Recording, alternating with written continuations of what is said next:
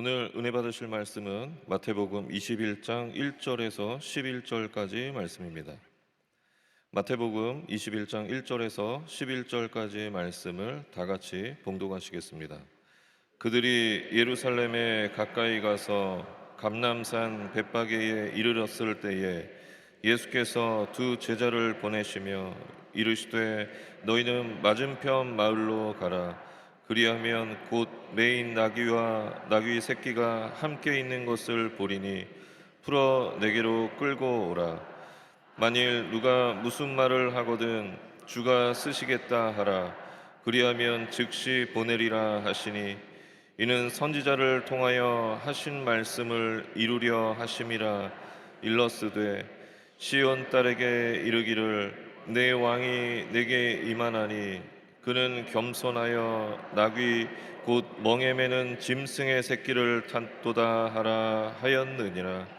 제자들이 가서 예수께서 명하신 대로 하여 나귀와 나귀 새끼를 끌고 와서 자기들의 겉옷을 그 위에 얹음에 예수께서 그 위에 타시니 무리의 대다수는 그들의 겉옷을 길에 펴고 다른 이들은 나뭇가지를 베어 길에 펴고 앞에서 가고 뒤에서 따르는 무리가 소리 높여 이르되 호산나 다윗의 자손이여 찬송하리로다. 주의 이름으로 오시는 이여 가장 높은 곳에서 호산나 하더라. 예수께서 예루살렘에 들어가시니 온 성이 소동하여 이르되 이는 누구냐 하거늘 무리가 이르되 갈릴리 나사렛에서 나온 선지자 예수라 하니라. 아멘. 할렐루야. 은혜로운 찬양 감사합니다.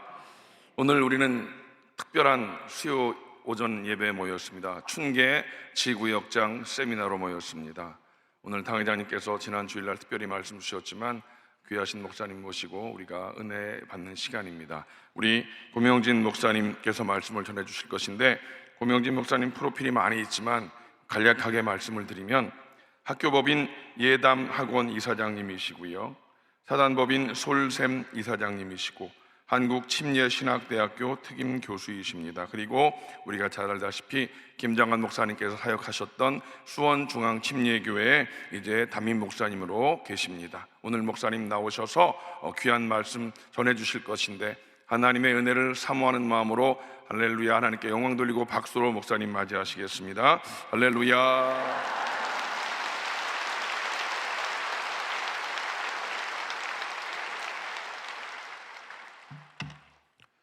할렐루야. 하나님께 영광을 올려드립니다. 하나님께서 특별히 사랑하시는 우리 시대의 가장 탁월한 영적 지도력, 제가 존경하는 여러분의 당회장 목사님 이영훈 목사님과 또 하나님께서 사랑하시는 성도님들, 특별히 춘계 지구역장으로 섬기시는 여러분들, 수요 오전 예배 참여하는 모든 분들에게 하나님의 크신 은혜와 평강이 함께 하시기를 주님의 이름으로 축원합니다. 어느 주일 아침이었습니다. 한 집안에서 40대 아들과 70대 어머니가 실갱이가 생겼습니다. 아들의 말인즉 오늘은 예배당에 가기 싫다는 거예요. 몇 가지 이유가 있는데, 첫 번째, 너무 피곤해서 가기 싫다. 두 번째, 교회 가면 기도하는 분, 찬양하는 분, 이런 분들이 영 마음에 안 든다는 거예요. 왜? 기도가 너무 길고 찬양은 전혀 음정과 박자에서 자유함을 충분히 누리면서 하기 때문에. 알아들으십니까? 그게 자기한테 너무 바들되니까 가기 싫다는 거예요. 세 번째, 사람들이 너무 많이 나를 괴롭혀서, 많은 사람들이 찾아와서 자꾸 괴롭혀서 가기 싫다는 겁니다. 70대 어머니의 말씀은 아들에게 이렇게 합니다. 아들아, 그래도 너는 오늘 주일이니까 교회 가야 된다. 첫 번째, 주일 성수를 꼭 해야 된다. 아멘 해도 제가 화내지 않겠습니다. 두 번째, 사람 보고 가는 거 아니다. 하나님께 예배드리러 가는 날인데. 아멘. 세 번째, 네가 담임 목사인데 안 가면 어떡하나 그러더랍니다. 지금도 못 웃는 분들이 살아계신 것은 하나님의 은혜이지 절대로 여러분 머리가 잘 돌아가는 건 아닙니다. 왜 옆에 사람이 웃는지 좀 이따 여쭤보시길 바랍니다. 주일날 목사도 교회 가기 싫은 날이 있다는데 이 수요일 오전에 이렇게 많이 구름대와 같이 몰려드신 것은 전적인 하나님의 은혜요, 여러분들께서 하나님을 얼마나 열심히 사랑하고 계신가인 줄로 믿습니다. 부족한 시골교회 목사가 왔지만 하나님께서 은혜를 크게 주시기를 다시 한번 주님의 이름으로 축복합니다. 오늘 설교 제목이 신앙 리셋입니다. 리셋. 컴퓨터가 바이러스가 생겨서 작동을 하지 못할 때, 아무리 기술을 이용해서 고치려고 해도 잘 되지 않을 때 컴퓨터를 완전히 안에 있는 자료들을 백업 받을 것만 내놓고는 다시금 새롭게 만듭니다. 이것을 리셋이라고 말합니다. 컴퓨터만 그런 게 아니라 우리의 신앙도 리셋이 필요하지 않을까. 속세에 살며 너무 세속에 시달리고 세상적인 가치가 우리를 엄습해오는 까닭에 한 번쯤은 신앙의 본질을 알려주고 있는 성경으로 돌아가 우리의 신앙을 다시 한번 점검하고 새롭게 리셋할 필요가 있다고 동의하시면 아멘. 그렇습니다. 저는 오늘 본문을 통해서 한 4가지 중심으로 신앙을 어떻게 우리가 리셋해야 될 건가를 이야기하려고 합니다. 첫 번째, 나귀입니다. 오늘 본문에 나귀가 나타납니다. 여러분이 잘 아시는 대로 오늘 본문은 종려주일 예수님께서 어린 나귀를 타고 입성하신 내용을 담고 있는 내용입니다. 근데 여기 나귀의 모습을 가만히 보시면 예수님께서 2 제자를 보내시면서 너희가 감남산 벳박의 언덕 맞은편 마을로 가면 매인 나귀와 나귀 새끼가 있는 것을 보리니 풀어 끌고 오라고 합니다. 첫 번째 보여주는 나귀, 매여 있는 나귀이죠. 예수님이 제자들에게 그 매여 있는 나귀를 풀어 매여 있는 나귀가 제자들에 의해서 풀려지는, 자유함을 얻는, 해방을 받는, 교회식 용어로 바꾸면 구원받는 모습이 나타나요. 그런데 가만히 한번 보십시오. 거기서 끝나지 않습니다. 그 나귀를 끌고 와서 예수님이 그 어린 나귀 등에 타십니다. 나귀는 얼마나 고통스러웠을까요? 그래서 저는 이 3번째 나귀를 고통받는 나귀라고 말합니다. 마지막 4번째 나귀의 모습이 나타납니다. 예수님이 타시고 나귀가 예루살렘을 향하여 갑니다. 성지순례를 다녀오신 분들은 아시겠지만 감남산 언덕, 그 굉장히 높은 지역입니다. 가파른 경사길을 내려가면 맨 밑에 골짜기가 있습니다. 구약 성경에 그 골짜기를 흰놈의 골짜기라고 합니다. 그리고 그 골짜기 맨 밑으로부터 예루살렘 동편 문, 소위 동문, 사자문이라고 불려지는 그 문으로 들어가기는 굉장히 오르막입니다. 내리막도 가파르고 오르막도 굉장히 가파르, 그 성을 지나야 예루살렘에 들어갈 수 있는 겁니다. 자, 그 나귀가 예수님을 등에 태우고 그 가는 길에 수많은 사람들이 종려나무 가지를 꺾어서 흔들었습니다. 그래서 이 날을 팜 선데이, 종려나무 가지, 팜트리 가지를 꺾어서 흔들었다고 종려주일이라고 그래요. 그들이 외칩니다. 뭐라고요? 호산나, 호산나. 호산나라는 뜻은 지금 우리를 구원하소서, 그런 뜻입니다. 막 사람들은 겉옷을 펴서 나귀가 가는 길목에 펴고 나귀 등에 옷을 얹고 예수님이 그 나귀 등에 타셨습니다. 나귀가 어쩌면 자기에게 돌아올 수 있는 환호라고 생각하기 참 쉽습니다. 저는 이 모습을 영광받는 나귀라고 말합니다. 자, 정리해 볼까요? 첫 번째, 매여 있는 나귀. 두 번째, 해방받는, 자유함을 얻는 나귀. 세 번째, 고통받는 나귀. 네 번째, 영광받는 나귀. 이 나귀를 자세히 바라보십시오. 그러면 그 나귀 모습 속에 내 자신이 투영되어 비춰집니다. 이게 무슨 말인가? 오해하지 마시고요. 저는 알레고리칼한 풍자적인 성경 해석이 아니라 그냥 그렇게 적용해 봅니다. 아직도 예수님이 보낸 제자를 만나지 못한 나귀, 예수님께서 풀어주지 않은 나귀, 매여 있는 나귀, 그 모습은 어쩌면 세속의, 죄악의, 죽음의, 저주의, 어두움의 권세에 매여 있는 우리의 옛 모습, 아직 구원받지 못한 사람이 있다면 어쩌면 그 사람의 모습인지도 모르겠습니다. 근데 그 죄악 속에, 흑암 속에, 저주 가운데, 죽음 가운데 있던 그를 구원해 주십니다. 누가 구원해요? 누가 풀어줘요? 두 제자, 그래도 틀린 말은 아니지만 사실 두 제자가 자기의 의지로 푸는 것이 아니라 예수님께서 보내신 두 제자, 다시 말하면 예수님에 의해서 풀려지는 줄로 믿습니다. 참된 구원은, 참된 해방은, 참된 자유는 예수님 외에 없다고 믿으시면 아멘. 그렇습니다. 나로 말미암지 않고는, 예수님 말씀하신 거예요. 내가 곧 길이요 진리요 생명이니 나로 말미암지 않고는 그 누구도 하나님의 자녀가, 아버지의 자녀가 될 수 없습니다. 참된 자유와 구원은 오직 주님으로만 말미암는 줄로 믿습니다. 어떤 사람은 10년 전에, 어떤 사람은 20년 전에, 어떤 사람은 30년, 어떤 사람은 어쩌면 오늘 예수 믿지 않고 오늘 이 자리에 왔다가 예수님을 영접한다면 오늘 그가 죄악으로부터, 저주로부터, 죽음의 근세로부터, 지옥으로부터 구원받는 영광스러운 구원의 날이 될 줄로 믿습니다. 우리 모두에게 그런 날이 있습니다. 근데 여러분, 구원받은 그날의 감격으로만 사는 게 아닙니다. 예수 참 믿고 예수님의 그 구속으로 말미암아 하나님의 자녀가 된 우리들이 하나님의 자녀된 그 기쁨으로만 갖고 사는 게 아닙니다. 예수 믿고 교회 생활하면 몇 년 지나면 권찰하라고 그러고, 집사하라고 그러고, 회장하라고 그러고, 구역장 하라고 그러고, 지역장 하라고 그러고, 그게 상당히 힘들게 느껴질 때가, 정직하게 말해보세요. 있어요, 없어요? 있다 1번, 없다 2번. 나는 구원받은 감격의 그날만으로 맨날 신나게 생활한다. 그런 사람 있으면 양말 벗어가지고 흔들어 보시길 바랍니다. 장로 직분 받는 날은 굉장히 기쁘고 즐겁지만 어떤 짐이 주어질 때, 야, 정말 이거 너무 힘들구나.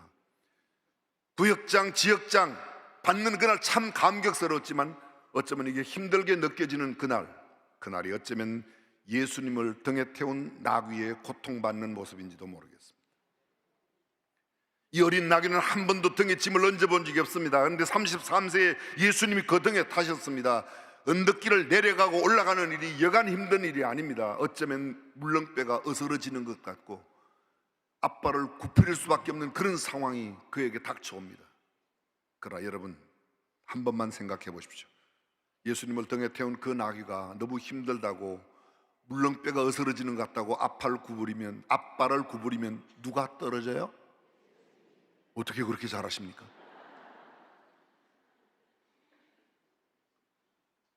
가끔 그렇습니다. 연말이 다가오면 저희 교회도 마찬가지인데요, 지구역장 되시는 분들, 그런 분들이 와서 목사님, 저 내년에는 구역장 못해요. 이게 지금 뭐 하는 거예요? 앞발 구부리는 거예요. 이거 진짜 집사 못하겠다, 장로 못하겠다, 그런 마음이 들 때가 있는 건데, 이게 앞발. 근데 여러분, 그때 앞발 구부리면 누구 떨어진다고요? 그럼 옆 사람하고 인사 한번 합시다. 우리 앞발은 구부리지 맙시다.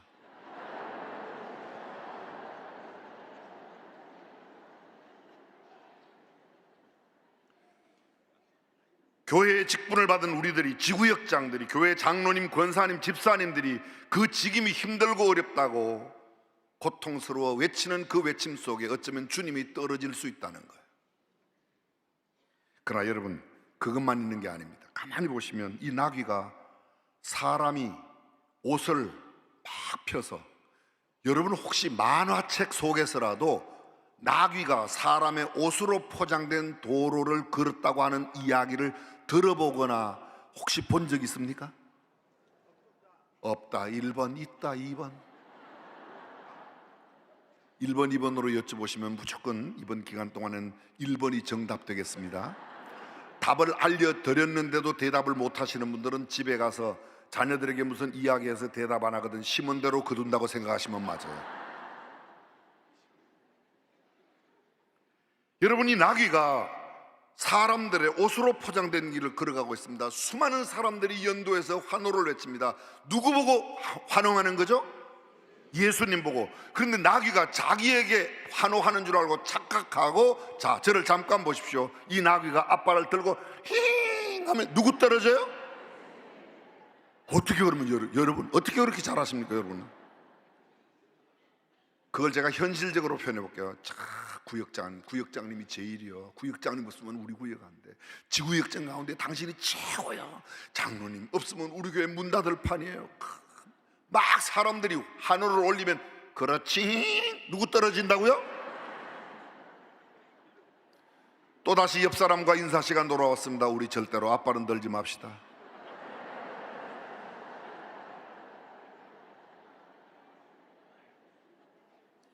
그 나귀 모습을 잘 보십시오. 내가 어떤 나귀인가? 아직도 예수님을 만나지 못한 매여 있는 나귀인가?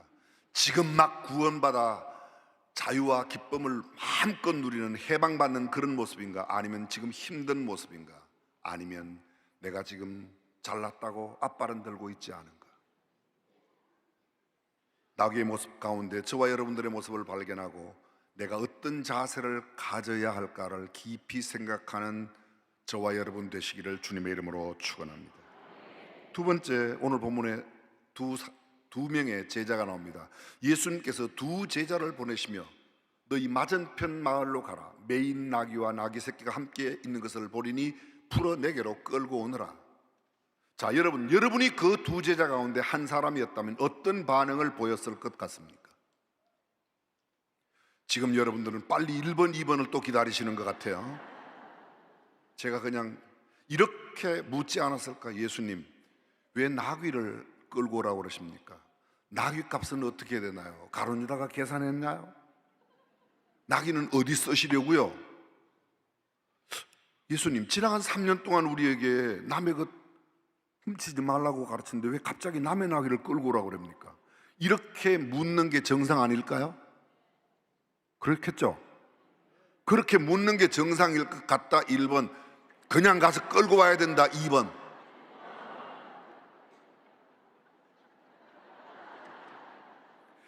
지극히 정상적인 성도라면 이렇게 물어봐야 됩니다. 예수님, 나귀는 어디 쓰시려고요? 나귀는 어디? 왜요?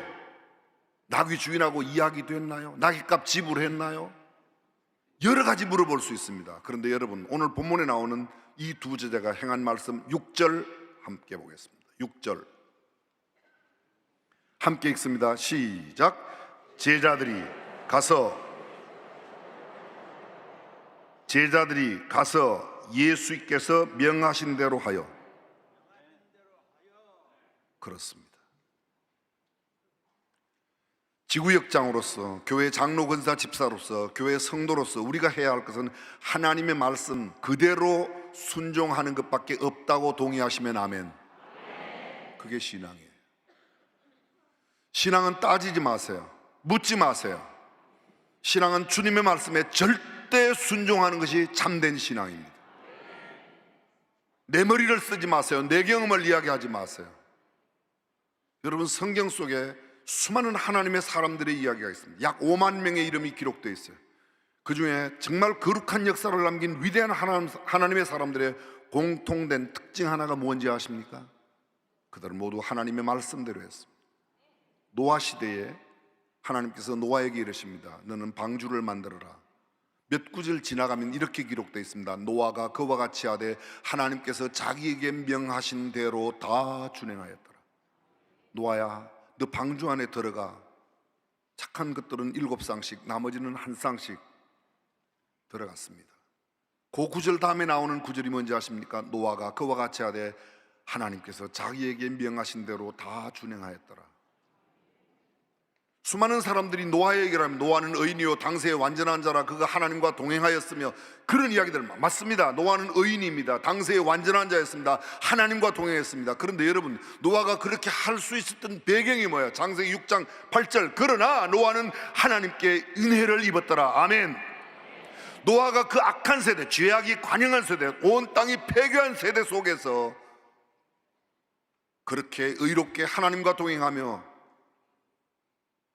정말 하나님의 사람으로 살 수 있었던 것은 하나님께서 그에게 은혜를 베푸셨기 때문인 줄로 믿습니다. 그 은혜의 삶이 뭐였습니까? 노아가 그와 같이 하되 여호와께서 자기에게 명하신 대로 다 준행하였더라. 여러분, 성경 구절 속에 동일한 구절이 수십 번, 아니 100번 이상 반복되는 구절이 있어요. 아십니까? 모르시는 표적이시군요. 이 구절이에요. 제가 소개하면 여러분 금방 알아들으십니다. 여호와께서 모세에게 일러 가라사대. 이게 성경 한 구절인데요, 이 구절이 출애굽기, 레위기, 민수기, 신명기까지 계속해서 무려 116번 반복됩니다. 한 번 나오는 하나님이 세상을 이처럼 사랑하사 독생자를 주셨으니 이는 저를 믿는 자마다 멸망치 않고 영생을 얻게 하려 하심이니라. 이 구절 한 번 나오는데, 성경에 한 번 나오는데 그 구절은 거의 다 암송합니다. 근데 이 지금 제가 소개한 구절은 무려 116번 반복되는데 그 구절을 외우는 사람이 별로 없어요. 그게 여호와께서, 야훼께서 모세에게 일러 가라사대, 그 구절이 116번 나옵니다. 가라사대, 또 가라사대, 일러사대, 이런 표현까지 말하면 수백 번 반복됩니다. 자, 여쭤보겠습니다. 모세가 가나안 땅에 들어갔어요, 못 들어갔어요? 못 들어갔다 1번, 들어갔다 2번. 그건 1번, 2번 안 해도 아시죠, 그죠? 왜 못 들어갔어요?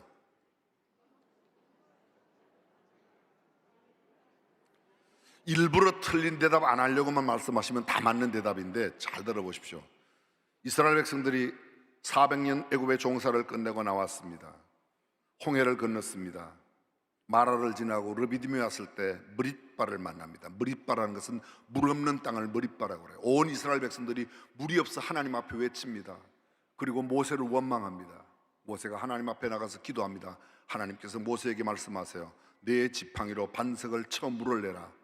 내가 내일 너를 대하여 반석에 마주 서리니 너는 지팡이로 반석을 치라고 말합니다. 물을 마셨습니다. 이스라엘 백성들은 계속 광야 생활을 했습니다. 그리고 만 38년의 광야 생활이 끝나갈 무렵 또다시 무릿바를 만납니다. 무릿바는 지명 이름이 아니라 물 없는 땅을 무릿바라고 말하는 거예요. 또 물 없는 땅. 온 백성들이 또다시 온 백성들이 아론과 모세를 원망합니다. 모세와 아론이 하나님 앞에 갔습니다. 그때 하나님께서 모세야, 내가 손에 든 지팡이를 다시 취하고 내 백성을 모아 그들 앞에서 반석을 명하여 물을 내라. 명하여, 뭐하여?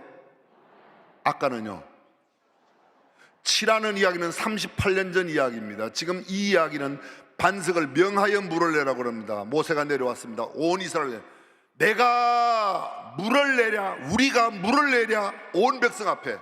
그리고 지팡이를 들어서 반석을 2번 칩니다. 물이 나왔습니다. 온 백성들이 물을 마셨습니다. 순간 하나님이 나타났습니다. 모세야, 모세야, 네가 어찌하여 내 백성 앞에 나의 거룩함을 나타내지 아니하였느냐. 그 말을 쉽게 말씀드립니다. 너 왜 반석을 명하여 물을 내라고 하는데 반석을 왜 쳐? 잘 들어보십시오. 지난번 경험이 하나님의 말씀보다 앞섰던 겁니다. 38년 전 반석을 쳐 물을 냈던 그 경험이 오늘 반석을 명하여 물을 내라고 말씀하시는 하나님의 말씀에 경청하지 않았다는 거예요. 신앙은 말씀대로입니다. 여러분이 잘 아시는 백부장의 믿음, 나도 남의 수하에 있는 사람이라 가라 하면 가고 오라 합니다. 오라 하면 옵니다. 주님 말씀으로만 하시면 내 하인이 낫겠습니다. 예수님 기이히 여겨 이르시되 내가 이스라엘 중에서도 이만한 믿음을 만나보지 못했다. 그렇게 칭찬했던 백부장 이방인이었습니다. 예수님의 제자가 아닙니다. 그런데 그에게 내가 이스라엘 가운데에서도 이만한 믿음을 만나보지 못했다. 가장 큰 믿음으로 칭찬받았습니다. 왜요? 주님 말씀만 하십시오. 이번 성회 중에 다시 살피겠지만 누가복음 5장에 보면 밤이 맞도록 수고한 베드로가 말씀에 의지하여 그물을 내리리다 하고 그리한즉 고기를 애우는 것이 힘이 많아 그물이 찢어지는지라. 말씀에 의지하여 말씀대로 아멘 좀 하소. 말씀대로. 두 제자의 신앙은 말씀대로요. 머리가 좋은 사람을 IQ가 높다고 말합니다. 감성지수가 높은 사람을 EQ가 높다고 그래요. 영성지수가 높은 사람 Spiritual Quotient SQ가, 사회성이 바른 사람 Social Quotient SQ가 높다고 말합니다. 근데 가끔 보면 JQ가 높은 사람이 있어요. JQ가 뭔지 궁금하시죠? 잔대가리 코션트라고 잔머리를 굴리는 사람이 있어요. 신앙은 잔머리를 굴리는 게 아닙니다. 내 머리, 내 경험, 내 논리, 내 철학, 내 생각, 내 사상, 내 지식을 다 포기하고 온전히 주님의 말씀대로만, 아멘, 말씀대로. 그게 신앙이에요.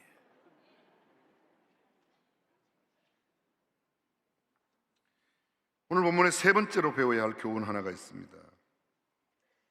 예수님께서 예루살렘 성에 들어가십니다. 10절 말씀 우리 함께 한번 읽어보겠습니다.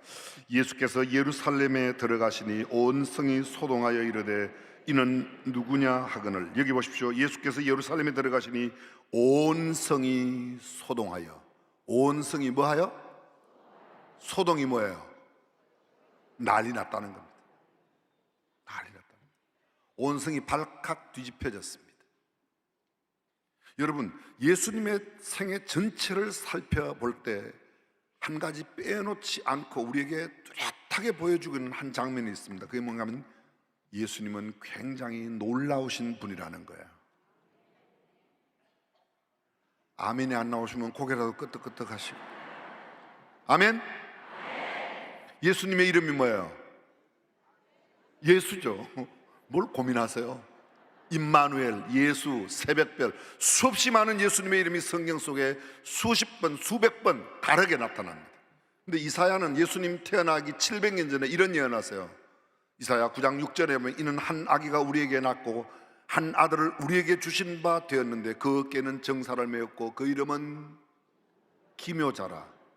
기묘자, 그 이름은 기묘자라. 모사라. 전능하신 하나님, 영존하신 아버지, 평강의 왕이라 할 것입니다. 그의 이름은 첫 번째 기묘자. 영어 성경에 이렇게 되어 있습니다. His name is the wonderful. His name, 그의 이름은 is, 이다. 뭐예요? The wonderful, the wonderful이다. wonderful이 뭐예요? 어디 가서 제가 물어봤더니 wonderful이 옛날 가루비누라고 그러더라고요. wonderful이 여의도 순복음교회 같은데 전 세계 목사님들이 누가 봐도 How wonderful, What a wonderful. wonderful이 뭐예요? 놀랍다, 놀랍다. 참 신기하네. 신통맹통 꼬부랑통하네. 와, 놀랍다, 놀랍다는 거예요. 예수님의 이름이 뭐라고요? 더 플러스 형용사는 형용사의 성품을 가진 보통 명사요. His name is the wonderful. 원더풀한 성품을 가지고 있는 분. 예수님은 놀라운 분이라는 이름을 갖고 있어요. 여러분 성경책을 자세히 보시면 누가복음 1장에 천사가 마리아에게 나타나서 이야기합니다. 내게 아들이 잉태되었다고. 천사가 은혜를 받은 자여 평강할지어다. 내가 그때 마리아의 반응이 뭐였어요? 제 성경에는 이렇게 나와요. 마리아가 놀라 가로되 이런 인사가 어찌함인고 나는 사내를 알지 못하는데 내 뱃속에 애가 있다고. 무슨 말씀을. 제가 좀 지어낸 것도 보탰지만 그런 내용이 들어있다 1번, 안 들어있다 2번. 그거 보세요 여러분. 예수님의 잉태 소식이 마리아를 놀라게 했습니다. 예수님이 출생했습니다. 마태복음 2장 1절 헤롯 왕 때 예수께서 유대 베들레헴에 나심에 동방으로부터 박사들이 그의 별을 보고 그에게 경배하러 온지라. 헤롯과 온 예루살렘이 소동하여. 헤롯 왕이 내가 왕인데 왕이 났다고? 내 왕위를 내 아들이 계승할 텐데 왕이 났다고? 놀랬습니다. 헤롯이 놀랐습니다. 온 예루살렘이 놀랐습니다. 예수님의 탄생이 놀라움을 가져왔습니다. 마태복음 5장 6장 7장을 산상수훈이라고 말합니다. 예수께서 산에 올라가 앉으시니 제자들이 나온지라 입을 열어 가르쳐 가라사대 심령이 가난한 자는 복이 있나니 천국이 저희 것이며 애통하는 자는 복이 있나니. 그게 나옵니다. 근데 그 모든 산상수훈을 마치고 마태복음 7장 마지막 부분에 예수님께서 집 짓는 두 사람의 비유를 이야기하십니다. 모래 위에 세운 사람, 반석 위에 세운 사람.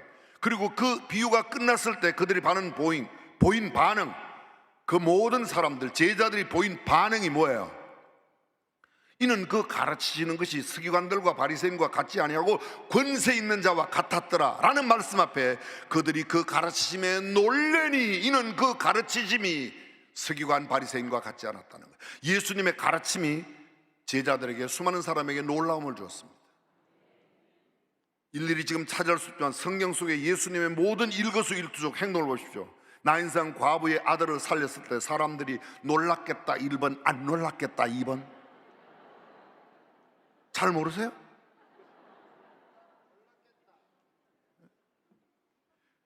나인성 과부의 아들뿐이 아닙니다. 회당장 야이로의 딸을 살리셨을 때, 나사로를 무덤에서 살렸을 때, 수많은 병자들을 고쳤을 때 사람들이 다 성경 읽기마다 예수님의 가르치심에 사람들이 놀라, 예수님의 모든 이적과 기적의 표적에 놀랐습니다. 예수님께서 마지막 십자가 위에 달릴 때 사람들이 놀랐습니다. 흑암이 짙어졌습니다. 어둠이 왔습니다. 무덤 속에 들어갔을 때 사람들이 무덤에서 부활하셨을 때 놀랐습니다. 전생에 예수님 성천할 때 사람들이 놀랐습니다. 예수님 다시 오실 예수님의 재림에도 놀라운 일이 일어날 것이라고 믿으시면 아멘. 그럼 예수님의 전생의 특징이 뭐예요? 놀라운 생애. 성경 본문의 소동의 생애입니다. 자, 그 예수님이 어디 계십니까? 그 예수님이 어디 계시냐고 여쭤봤어요. 여러분 안에? 내 안에? 예, 그렇습니다. 그러면 잘 들어보십시오. 내 안에 예수님이 계시면 내가 가는 시장에, 내가 가는 회사에, 내가 만나는 사람들에게 그 놀라움을 보여줘야 돼요? 안 보여줘도 괜찮아요? 근데 거의 안 보여주고 있다 1번, 보여주고 있다 2번.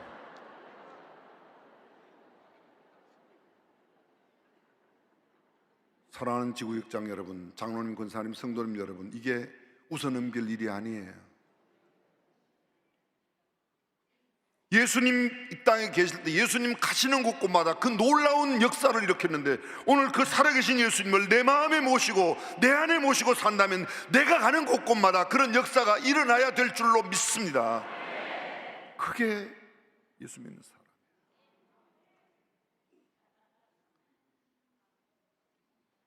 여러분이 시장에 갔을 때 시장에 물건 파는 사람들이 혹시 예수 믿는 사람 아니에요? 이렇게 반응을 보이면 괜찮은데, 얼굴 한번 보고 자기 가방 챙기고, 얼굴 한번 보고 돈 자꾸 챙기고, 이거 곤란하지 않습니까? 무슨 소리인지 알아듣는 사람은 굉장히 수준 높은 사람이에요.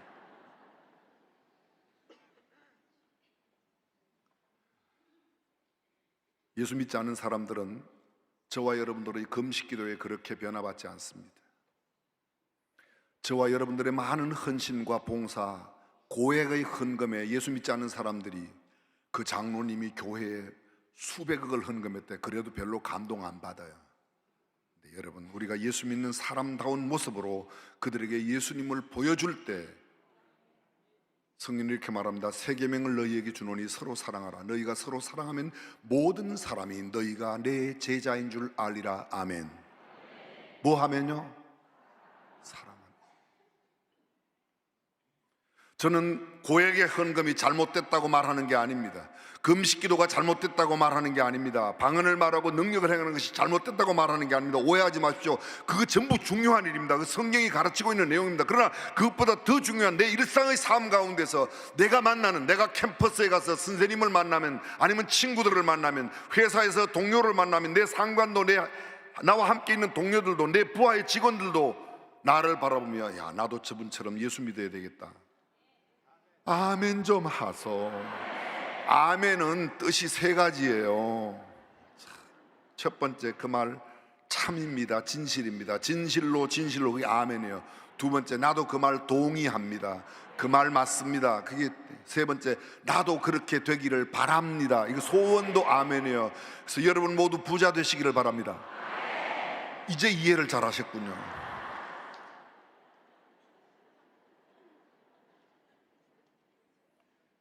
그 옛날 예수님의 거룩한 소동처럼 우리의 삶의 현장에 거룩한 소동을 일으키는 저와 여러분들이 되시기를 주님의 이름으로 축원합니다.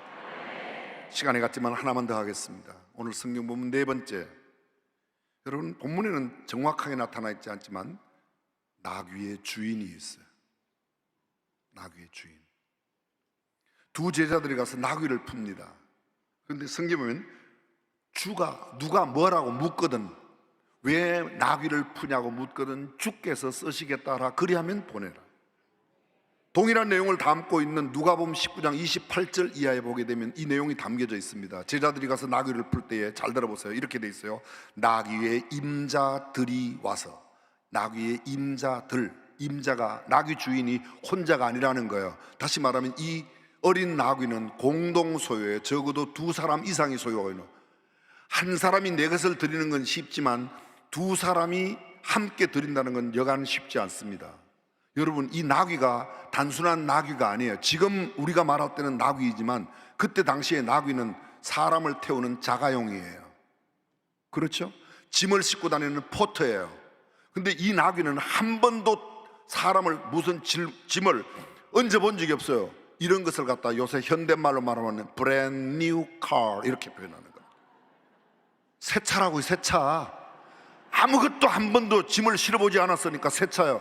여러분 집에 새 차를 빼왔는데 이영훈 당회장님께서 전화를 하셨어요. 집사님 오늘 새 차 사셨다며, 신방용으로 한번 써도 돼요? 그러면 여러분 대답,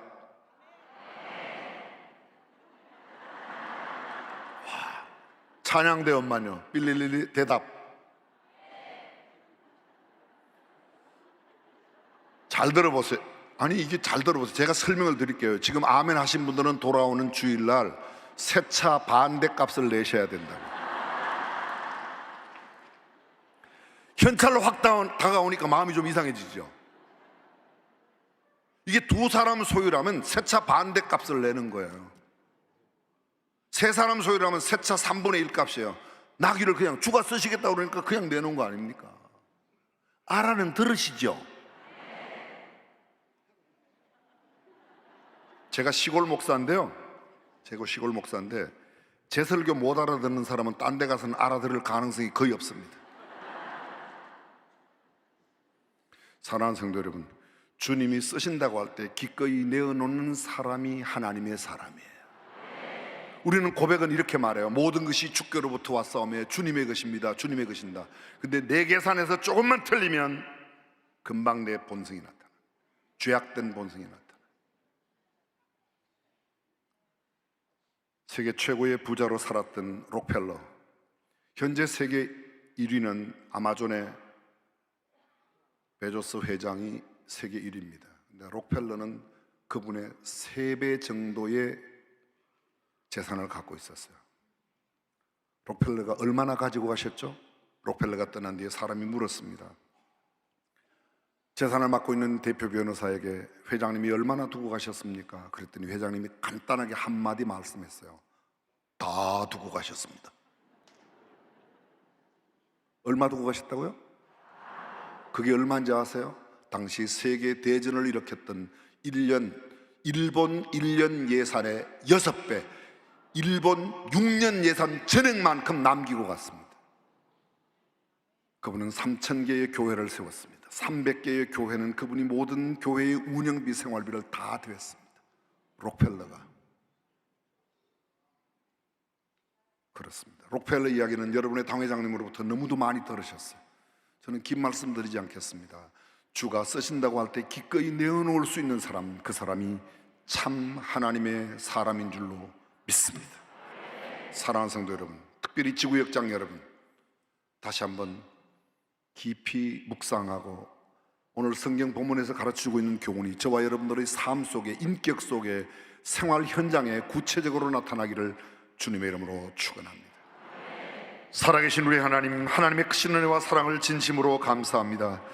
이 아침 들려주신 말씀으로 오늘 귀로만 듣고 머리로만 끄덕이는 사람이 아니라 인격이 변화되고 우리의 속사람이 변화되고 우리의 삶과 생활이 변화되도록 주의 역사하여 주옵소서.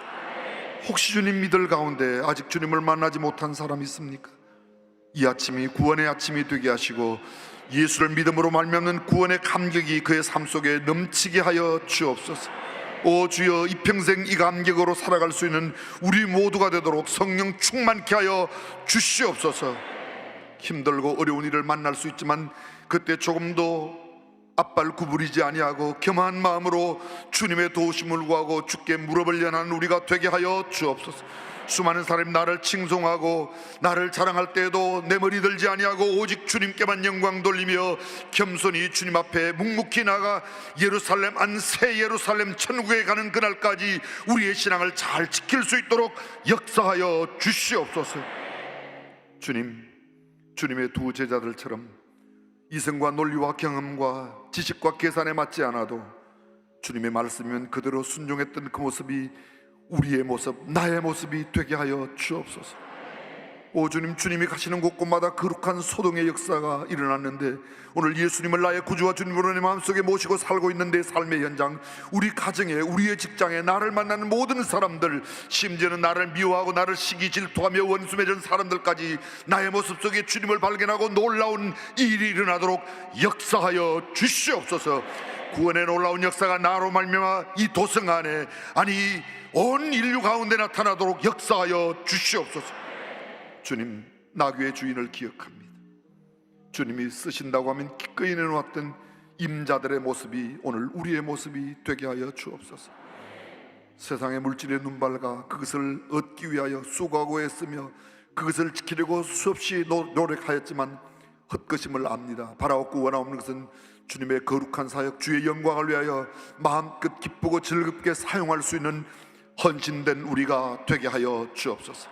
그 옛날 자신을 드렸던 역사 속의 하나님의 사람처럼, 성경 속에 수많은 헌신된 하나님의 사람처럼 우리 시대는 우리가 그 거룩한 소동의 역사가 되고 헌신의 주인공이 되게 하여 주옵소서. 주님, 이런 은혜를 우리에게 주실 줄로 믿습니다. 특별히 이 아침 주 앞에 예배하며 어렵고 힘든 육체를 안고 나온 사람들이 있습니까? 권능의 손을 주께서 펴사 저들의 모든 심신이 강하게 변화되도록 역사하여 주옵소서. 어둠의 질병 가운데서 허덕이고 주님의 도심만 기다리는 사람이 있습니다. 의학적인 절망을 안고 오직 주님의 능력만 기다리는 사람들이 있습니다. 주여, 주님의 능력은 무한하시오니 이 시간 기적을 베풀어 주시옵소서. 죽었던 나사로를 살리신 그 주님의 놀라운 능력으로 살려 주옵소서. 고쳐 주시옵소서. 어떤 병자도 일어나 걸었던 것처럼 걷는 역사, 뛰는 역사가 나타나게 하여 주시옵소서.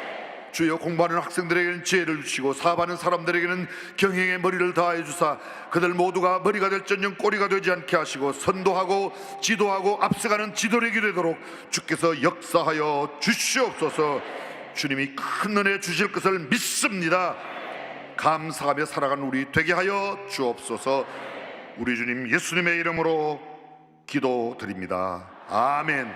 주 예수 그리스도의 은혜와 하나님의 무한하신 사랑과 성령님의 감동 감화교통 충만하심이 말씀을 가슴에 새기고 삶으로 살아내기를 다짐하는 모든 성도들과 가정, 자녀, 생업 위에, 그리고 우리 조국 대한민국 온 백성 지도력 가운데 영원토록 함께 하시기를 간절히 축원하옵나이다. 아멘.